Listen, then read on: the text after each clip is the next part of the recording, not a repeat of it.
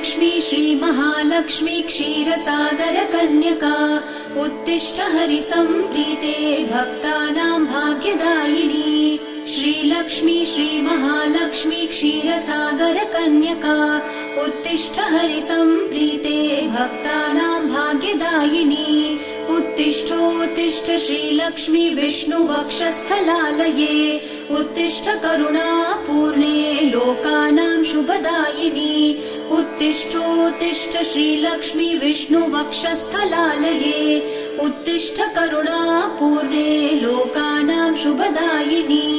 श्रीपद्ममध्यवसिते वरपद्मनेत्रे श्रीपद्महस्तचिरपूजित पद्मपादे श्रीपद्मजातजननी शुभपद्मवक्त्रे श्रीलक्ष्मी भक्तवरदे तव सुप्रभातम्।